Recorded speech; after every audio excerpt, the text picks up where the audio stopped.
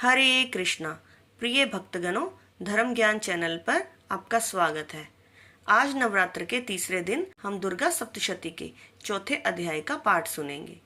दुर्गा सप्तशती का चौथा अध्याय माँ भगवती की भक्ति प्राप्त करने के लिए, उनकी शक्ति, उनकी ऊर्जा को प्राप्त करने के लिए और उनके दर्शनों के लिए सर्वोत्तम है। वैसे तो इस ग्रंथ के प्रत्येक अध्याय के प्रत्येक शब्द में माता की ऊर्जा निहित है, किंतु फिर भी निष्काम भक्ति का अनुभव करने के लिए और दर्शनों के लिए यह अध्याय सर्वश्रेष्ठ माना गया है। तो आइए सुनते हैं दुर्गा सप्तशती का चौथा अध्याय। महर्षि मेधा बोले, देवी ने जब पराक्रमी दुरात्मा महिषासुर को मार गिराया और असुरों की सेना को मार दिया, तब इंद्र आदि समस्त देवता अपने सिर तथा शरीर को झुकाकर भगवती की स्तुति करने लगे। जिस देवी ने अपनी शक्ति से यह जगत व्याप्त किया है और जो संपूर्ण देवताओं तथा महर्षियों की पूजनीय है, उस अंबिका को हम भक्ति पूर्वक नमस्कार करते हैं। वह हम सब का कल्याण करे। जिस अतुल प्रभाव और बल का वर्णन भगवान विष्णु, शंकर और ब्रह्मा जी भी नहीं कर सके, वही चंडिका देवी इस संपूर्ण जगत का पालन करें और अशुभ भय का नाश करें। पुण्यात्माओं के घरों में तुम स्वयं लक्ष्मी रूप हो और पापियों के घरों में तुम अलक्ष्मी रूप हो, और सतकुल में उत्पन्न होने वालों के लिए तुम लज्जा रूप होकर उनके घरों में निवास करती हो। हम दुर्गा भगवती को नमस्कार करते हैं। हे देवी, इस विश्व का पालन करो। हे देवी, हम तुम्हारे अचिंत्य रूप का किस प्रकार वर्णन करें।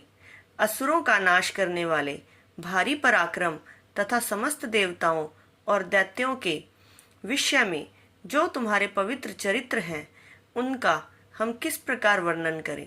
हे देवी, त्रिगुणात्मिका होने पर भी तुम संपूर्ण जगत की उत्पत्ति का कारण हो।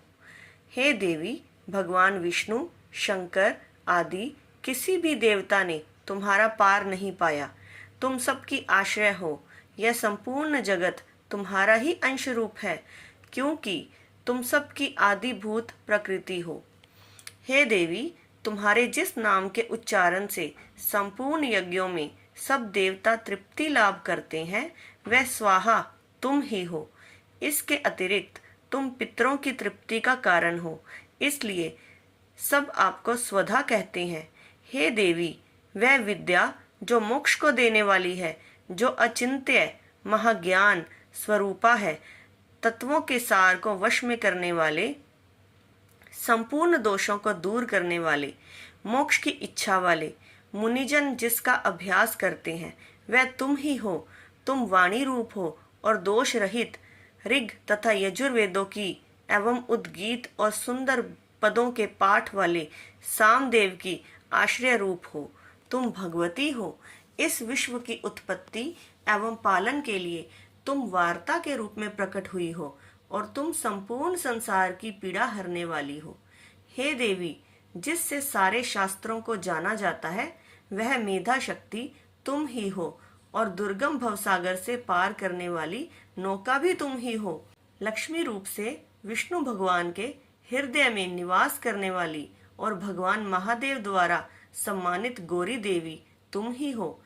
मंद मुस्कान वाले निर्मल पूर्ण चंद बिंब के समान और उत्तम स्वर्ण की मनोहर कांति से कमनीय तुम्हारे मुख को देखकर भी महिषासुर क्रोध में भर गया।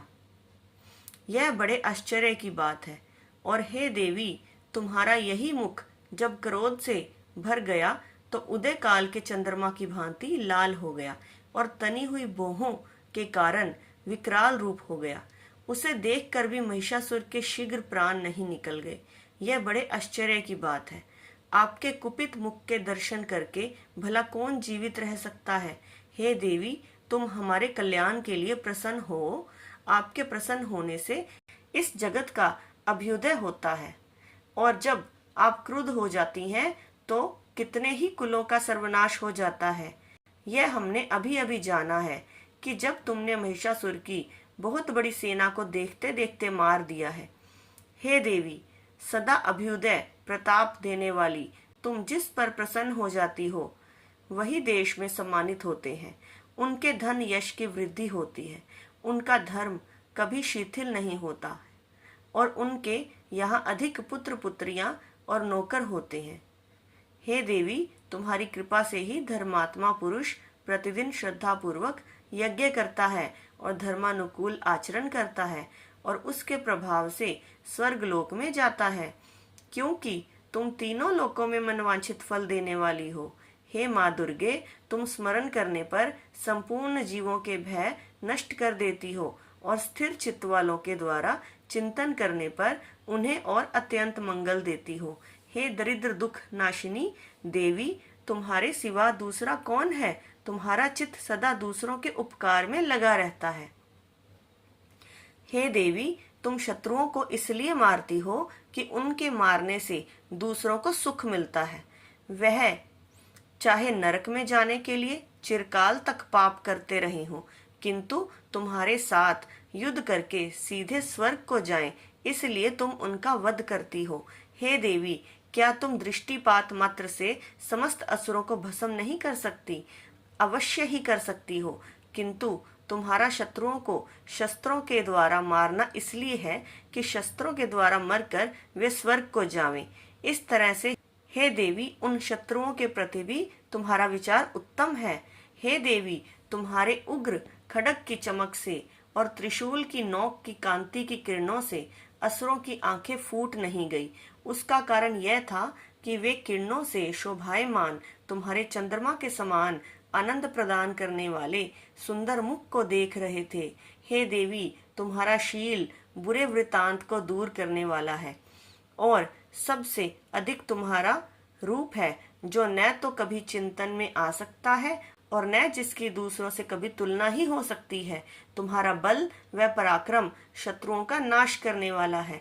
इस तरह तुमने शत्रुओं पर भी दया प्रकट की है। हे देवी, तुम्हारे बल की किसके साथ बराबरी की जा सकती है तथा शत्रुओं को भय देने वाला इतना सुंदर रूप भी और किसका है? हृदय में कृपा और युद्ध में निष्ठुरता, यह दोनों बातें तीनों लोकों में केवल तुम ही में देखने में आई हैं। हे माता, युद्ध भूमि में शत्रुओं को मारकर तुमने उन्हें स्वर्ग लोक में पहुंचाया है। इस तरह तीनों लोकों की तुमने रक्षा की है तथा उन उन्मत्त असुरों से जो हमें भय था उसको भी तुमने दूर किया है। तुमको हमारा नमस्कार है। हे देवी, तुम शूल तथा खड्ग से हमारी रक्षा करो तथा घंटे की ध्वनि और धनुष की टंकार से भी हमारी रक्षा करो। हे चंडिके, आप अपने शूल को घुमाकर पूर्व, पश्चिम, उत्तर तथा दक्षिण दिशा में हमारी रक्षा करो।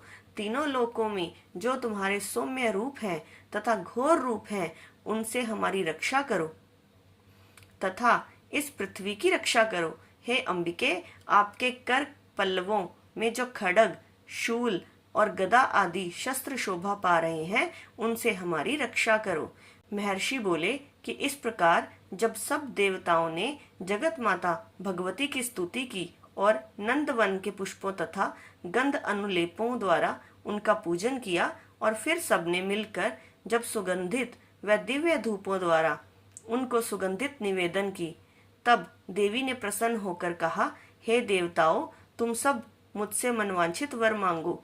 देवता बोले, हे भगवती, तुमने हमारा सब कुछ कार्य कर दिया, अब हमारे लिए कुछ भी मांगना बाकी नहीं रहा, क्योंकि तुमने हमारे शत्रु महिषासुर को मार डाला है। हे महेश्वरी, तुम इस पर भी यदि हमें कोई वर देना चाहती हो तो बस इतना वर दो कि जब जब हम आपका स्मरण करें तब तब आप हमारी विपत्तियों को हरण करने के लिए हमें दर्शन दिया करो। हे अंबिके, जो कोई भी तुम्हारी स्तुति करे, तुम उनको वित्त समृद्धि और वैभव देने के साथ ही उनके धन और स्त्री आदि संपत्ति बढ़ावें और सदा हम पर प्रसन्न रहें। महर्षि बोले, हे राजन, देवताओं ने जब जगत के लिए तथा अपने लिए इस प्रकार प्रश्न किया तो बस तथास्तु कहकर देवी अंतर्ध्यान हो गई। हे भूप, जिस प्रकार तीनों लोकों का हित चाहने वाली यह भगवती देवताओं के शरीर से उत्पन्न हुई थी, वह सारा वृतांत मैंने तुझसे कह दिया है। और इसके पश्चात दुष्ट असुरों तथा शुंभ निशुंभ का वध करने और सब लोकों की रक्षा करने के लिए जिस प्रकार गौरी देवी के शरीर से उत्पन्न हुई थी, वह सारा वृतांत मैं यथावत वर्णन करता हूँ। दुर्गा सप्तशती चौथा अध्याय समाप्त। जय माता दी।